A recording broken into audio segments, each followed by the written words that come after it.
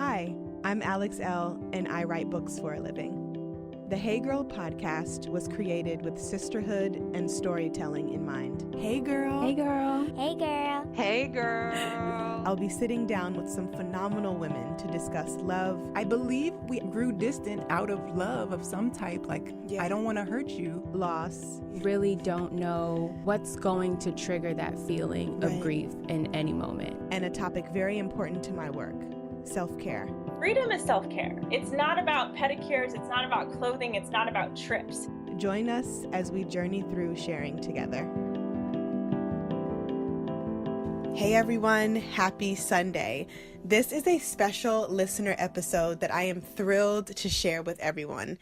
I wanted to hear from you, the listeners, on how self-care plays a role in your life and the relationship that you have with self-care. Is it easy? Is it difficult? Do you do self-care? Do you not know how? Are you trying to figure it out? So many of you from near and far sent voice notes sharing your relationship with self-care. Hi, my name is Veronica. I am 28 years old and live in Long Beach, California.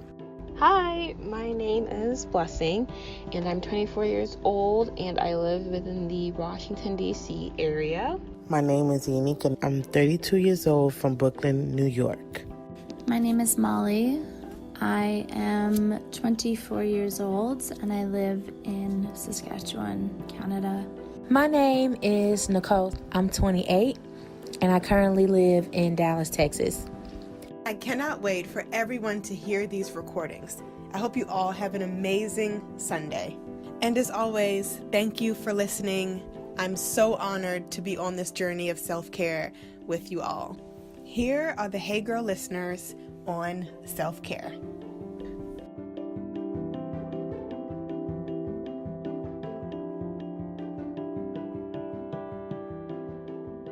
Hi, Alex. My name is Kaisha, and I just turned 30 this year in January, so I'm a Capricorn, and I currently live in Baltimore, Maryland. So for the first question, you ask, how has self-care become a personal practice in my life? I didn't really understand or even know the word self-care until just this past year. I started my journey 3 years ago. Even in that process of healing, I hadn't known about self-care for the first 2 years. So I was really going about healing in a very misinformed way. And really, I come from a family where you never hear those two words together.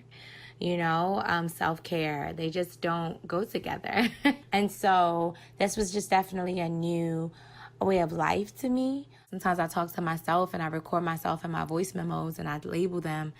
It's not, scripted. It's literally just me talking from my heart, from my spirit, from what I know is true of me in this very moment. And again, just thank you for giving women an opportunity to speak their truth about their healing and their growth.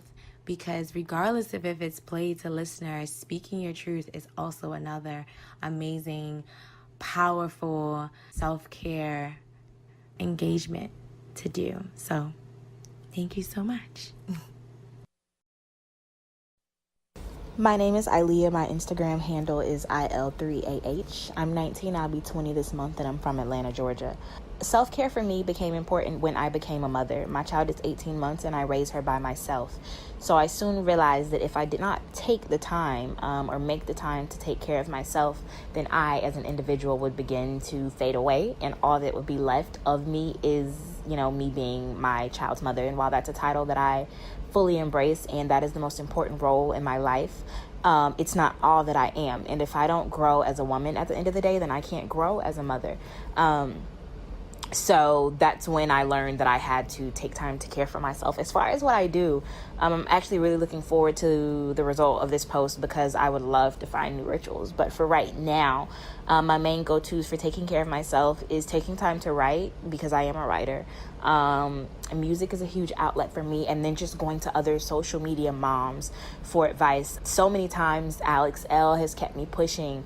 There are a couple others who, and she's the first to come to mind because obviously this is her podcast, but there are a couple others who, I read their stories and I'm reminded that my right now is not my final destination. And then just as far as writing, with my blog, knowing that my experiences, making my life public for others helps them, that's huge for me, and that keeps me going, and that really enhances who I am. So yeah, that's my self-care spill. Hi Alex, my name is Bethany, and I am 49 years old. I live in Los Angeles, California, in Hollywood. I wanted to talk about how self-care has become a personal practice in my life. In 2016, I was diagnosed with breast cancer, and I underwent a series of extensive treatments for the past 2 years, including 5 months of chemotherapy and 5 surgeries. I am currently in remission, but I mention this because it was the pivotal moment in my life, but it set me on a trajectory for caring for and loving myself in a way that I never have before. And it's been incredibly transformative. Some of the rituals that I'm exploring surrounding this tap into deeper issues that have been recurring in my life as a child, as a young adult, as a mother, as a daughter. And they mostly pertain to my boundaries and my ability to say no. And I feel so happy to say that because I think for so many years I was afraid that if I set boundaries or told people no, that I was going to disappoint them, or that they weren't going to approve of me or like me. And cancer sort of, for lack of a better term, eliminates the giving of fucks and allowed me to really put myself first. I just want to say thank you for giving us the opportunity to share, and for always being so inspirational and brave in what you put out into the world. It doesn't go unnoticed or unappreciated. Hi, my name is Kayla. I am 25 and I am from Alabama. Self-care to me, as far as for my personal practice, basics are, of course, facial skincare routine, because that is something big for me. I would love my skin is becoming clearer, so I take 2 times out of my day to make sure that I'm attending to my facial needs. I'm drinking more water just because it physically makes me feel better and look better. I mean, I know everybody typically says bubble baths and things like that, but more so mine is being aware of me and my thoughts. So I try to take at least bare minimum 30 minutes out of my day to kind of tend to that and journal and see where my mindset is. Throughout the day, I try to correct my thought process to make sure that it is basically aligning with the person that I am wanting to be, the person that I am called to be, the person that I'm supposed to be in this universe, in this world.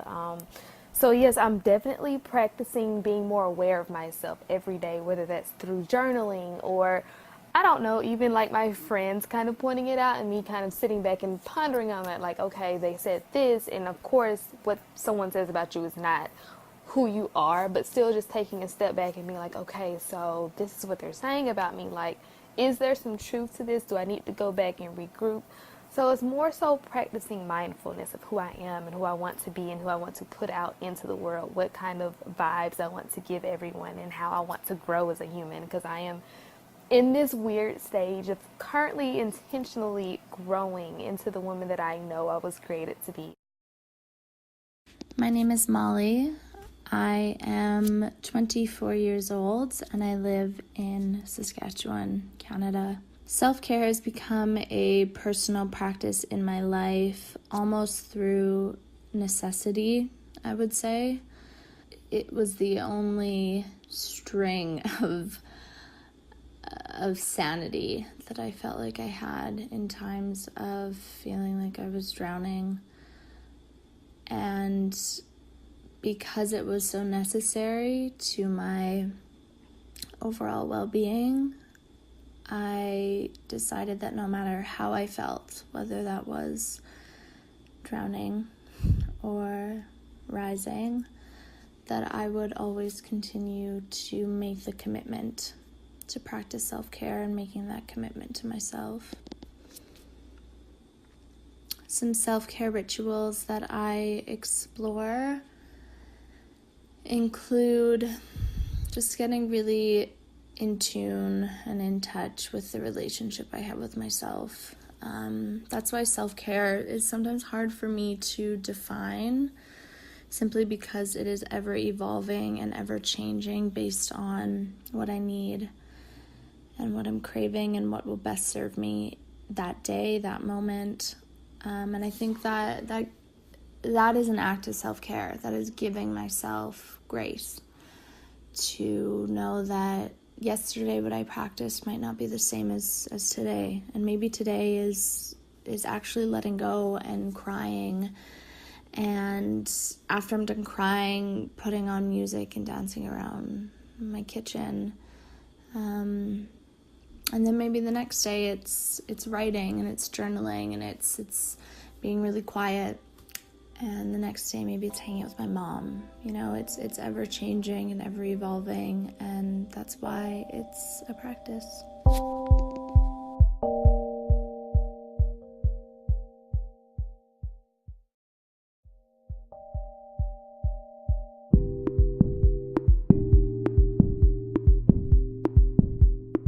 Hi, my name is Veronica. I am 28 years old and live in Long Beach, California. All right. So, how has self-care become a personal practice in your life? Or if it hasn't, why not? Self-care has definitely been very beneficial for me. 2.5 years ago, I had my heart kind of broken. And so I just had to regroup and reassess myself. And I figured, why not find my way back to loving who Veronica was? So I've definitely made it a point to make sure that I do some kind of self-care practice daily, even if it's just the smallest thing of like giving myself a hug or something like that. But it has definitely been very beneficial, and I feel so alive and so aligned with myself for doing that, for just being honest with myself. Even when I know, I don't want to do it, I'm still like, no, you need to do something for yourself, because you do and give so much of yourself to others. You have to pour into yourself. Every so often, I either set some kind of intentions of what I want to focus on, or at the time I just go, you know what, whatever is calling me, that's what I'm going to write. So on this mirror this time around, it has stuff reminding me about, gratitude and my chakras, and just little quotes that a lot of them I got from the podcast, the Hey Girl podcast, but also from different motivational things that I listen to over the course of time. Every morning when I wake up, I see it, I get to reinforce it in myself, and then I get to attack the day with it. And that has definitely been very beneficial for me. All right, bye. My name is Nicole. I'm 28, and I currently live in Dallas, Texas. Self-care is a recent phenomenon for me. I didn't practice it for a long time. Possibly most of my 20s, most of my 20s, I've practiced self-hate. So the anti of self-care, and it has been so draining and so exhausting. And I knew that at this point in my life, I had to turn things around. So I discovered self-care. And I think it has really helped me with my healing process, going through the motions of trying to go through a radical transformation and unlearning everything I have taught myself for the last 10 years of my life. Self-care for me, it looks different. It's not a shopping spree or a trip to a spa. It's very spiritual in a sense. It starts with forgiveness, forgiving myself of all of the wrong things that I've done to me. I have fought a battle against myself, and I have beat myself to the ground. So starting there with forgiving myself, and now I can move forward with loving who I am. I don't live with that guilt of hating myself anymore. I'm happy that I'm willing to go on and be the best version of myself. I read a lot. I read books that focus on self-investment. That's key for me. Putting good words and good thoughts, reading it aloud, and then processing that information for me has just been so spiritual, because I'm listening to myself say, I love you. I think you're beautiful. You are worthy. You are kind. Just things like that. Hearing myself say that verbally, it just gives me chills, because I've said the opposite for so long. So books that really affirm who you can be and teach you how to get to where you want to get when it comes to self-improvement. And I've also been writing a lot. I write. It's so freeing for me. It just puts me at ease. Even in my lowest moments, when I wasn't really practicing self-care and I was writing, I had hope. Like when I write, there's hope there. And I feel like everything is going to be okay. So really implementing that into my self-care routine has been very therapeutic for me. And I just believe that radical self-love that I aspire to have, that I have to have, is coming. It's closer than I think. And the day that I get up that mountain and I am just at peace and I have that love, I'll be happy forever. Because that's what I want more than anything, is radical self-love. Hi, Alex. Huge fan. My self-care these days is a two-parter. The first part is logging out of all of my social media apps like Facebook, Instagram, and Twitter, and Snapchat. Like, I will log out of all of them and just keep them turned off. And then, I won't punish myself for going back into them, but logging out as soon as I'm done. That's kind of been a bit of my self-care, included with also turning my phone on airplane mode. And then the other part, which is a little bit, it's just smaller, just reflecting on how my self-care has changed. Because when you said voice note, I was like, wow, I really did. I used to do a lot of voice notes as self-care, just whenever I could, while I was driving, when I was frustrated or mad. So it's interesting to see that evolution, because I don't necessarily feel like I need the voice notes anymore, but that's evolved into journaling. So it changes all the time. My name's Jasmine. I'm 24 years old. I'm from Cleveland, Ohio. So it was interesting because when I first seen your post about, like your self-love and your rituals and stuff, originally I wasn't going to submit anything. I was like, I'm just going to answer questions for me. And in doing so, I thought my answer was kind of interesting. And so here I am submitting something. But for me, my self-love has become a part of my everyday life. I started my self-love journey maybe about 4 years ago. But what I noticed in looking at what some of like my rituals were for my self-love is that when I first started my journey, it was a lot of self-love for my mind. things to put my mind at ease, to help me get in a better place mentally, to learn to love myself. So that type of stuff. It was spending a lot of time alone. It was reading books. It was like mental health days. It was like go get your hair done and get a mani and pedi because it relaxes your mind. It was everything that I could do to ease my mind, to make me feel better so that I could learn to become more full.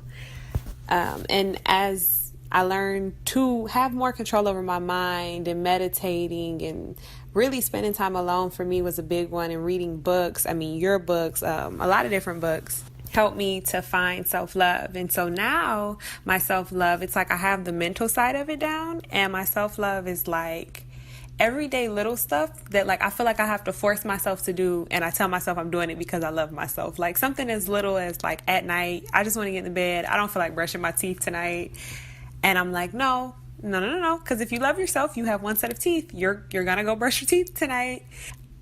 Like a day doesn't go by where I don't spend some time meditating or alone at the park or reading a book or in my mind. Like that stuff has become so natural that now the stuff that I work on is like physical stuff that's not so natural, that like I don't feel like eating today. I don't feel like brushing my teeth. I don't want to wake up. I don't feel like going to the gym, but like I love myself, so I'm going to. And so it was just kind of interesting to see how like, okay, I got the mental down now, and now I'm progressing along and doing that part. It's a necessity to my life, but it comes so easily and so fluently now that like now the physical side of things is, I don't know, that's what my self-love journey is right now, and that's where I'm at with it. And I'm interested to see like when I finally master this physical and it becomes as fluent as my mental one is, then where do I go? And like just always learning and building and growing. It's a beautiful thing. Thanks for listening. Hey Alex, this is Sophia. I'm 25 and I live here in New York City. Self-care to me and self-love have become huge themes lately. For me, like one of the biggest ways that I've seen a shift is I now talk to myself, which might sound funny to an outsider. Literally, I'm talking out loud to myself, almost as if I'm two people, kind of like my inner parent and my inner child. And so anytime I'm feeling a bad feeling, or like sadness or anger or something, instead of before I would just kind of freak out and act on that feeling, now I kind of talk to that feeling and talk to the part of myself that's feeling it, and it often ends much better. One of the practices that is making it into my life is the practice of I love yous. I literally will just look at myself in the mirror in the morning or throughout the day at work, and I'll just say I love you, or look down at my heart and say I love you. And it's funny, it's like I can feel my body soaking it up, like it's been thirsty in the desert for years for me to talk to it like this. And so that feels really good. And thank you so much, because you are definitely one of the influences, one of the people in my Instagram feed and in my life that has inspired this change. So I appreciate you. Thanks a lot.